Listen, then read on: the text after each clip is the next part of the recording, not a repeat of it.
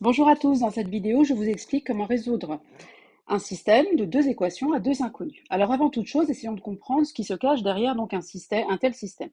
Déjà, la première équation qui est ici, qui contient les deux inconnus x, y, si vous faites passer le moins 1 dans le membre de gauche, vous devez reconnaître l'équation cartésienne d'une droite. Ensuite, la deuxième équation, c'est la même chose, il y a une équation cartésienne de droite qui est cachée derrière, c'est celle que je surligne à l'instant. Maintenant, avant de se mettre en tête d'aller chercher x, y, il faut savoir à quoi correspond x et à quoi correspond y. Eh bien, quand vous résolvez un système, si tant est qu'il y a une solution, la solution du système, c'est tout simplement le point d'intersection entre les deux droites qui sont cachées dans le système. Donc, il faut déjà s'assurer que les deux droites sont séquentes avant de s'amuser à aller chercher la solution. Pour ça, on peut passer par les vecteurs directeurs de chacune des droites, mais il y a une méthode un peu plus simple que je vais vous présenter dans cette vidéo. Il suffit de prendre, donc déjà il faut bien écrire les x en dessous des x et les y en dessous des y. Ensuite, vous allez prendre les deux coefficients qui sont devant x et fabriquer une fraction en faisant donc le premier coefficient divisé par le deuxième. De la même manière, vous allez fabriquer la fraction qui correspond. Le numérateur, c'est le coefficient de la première équation qui est devant y, et le deuxième, celui qui est en bas, là, le 1, c'est le coefficient qui est devant y dans la deuxième équation. Alors là, vous allez me dire, il n'y a pas de coefficient devant y, mais vous savez que quand il n'y en a pas, c'est que c'est 1. Si ces deux coefficients sont différents, alors on peut en déduire que les deux droites ne sont pas parallèles, c'est-à-dire qu'on va être capable de trouver le point d'intersection entre les deux. Donc les deux droites sont séquentes.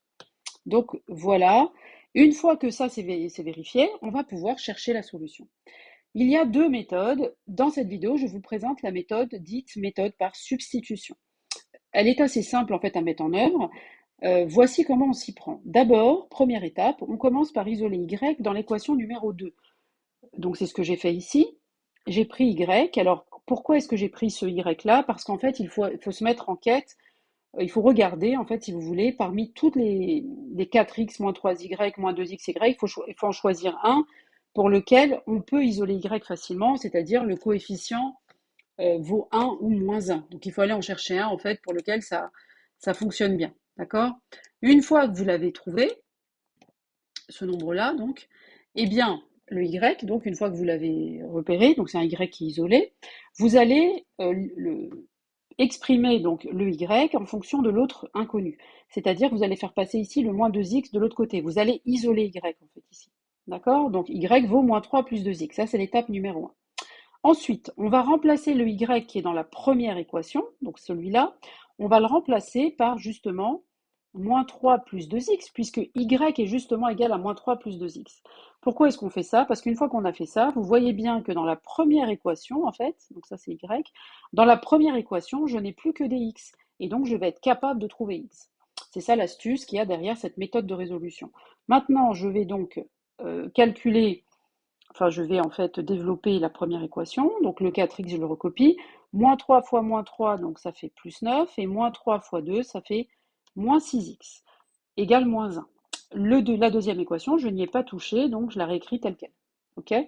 Après, je continue à simplifier, donc 4x moins 6x, ça en fait moins 2. Le 9 qui est là, donc bascule dans le membre de droite, il devient moins 9. D'accord? C'est pour ça que là j'ai mis moins 9. Voilà, donc je vais effacer ça. Donc voilà ce qui s'est passé. Ensuite, maintenant je suis capable de trouver x puisque j'ai moins 2x égale moins 10. Ok, donc moins 2x égale moins 10. Et donc que vaut x? Je vais diviser les deux membres de la première équation par moins 2. Et je trouve donc que x est égal à moins 10 divisé par moins 2. Faites attention, quand vous divisez par moins 2, ça ne change pas le signe du nombre par lequel on divise. Donc moins 2 reste moins 2, il ne devient pas plus 2. Et donc on trouve que x est égal à 5.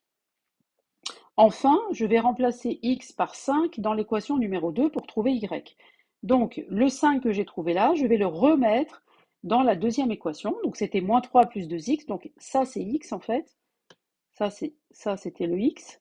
À la place de x, j'ai mis 5 ici. D'accord? À la place de x, j'ai mis 5 et j'ai trouvé moins 3 plus 5 fois 2, 10. Donc moins 3 plus 10, j'ai trouvé 7. Et donc j'ai trouvé que x est égal à 5 et y est égal à 7. Autrement dit, le couple de solutions, donc on les met entre accolades, le couple de solutions, vous mettez toujours x avant y, c'est dans l'ordre alphabétique, ce sont les nombres 5 et 7 qui sont solutions de ce système d'équations. Alors, si vous voulez vérifier que vous ne vous êtes pas trompé, Vous pouvez récupérer donc l'équation 1, remplacer x par 5 et y par 7 dans l'équation 1, et si tout va bien, normalement, ce couple-là doit valider la première équation, c'est-à-dire que vous trouvez un résultat égal à moins 1. Ce qui est le cas, hein, parce que 4 fois 5, ça fait 20, 20 moins 3 fois 7, ça fait 20 moins 21, j'ai bien trouvé moins 1.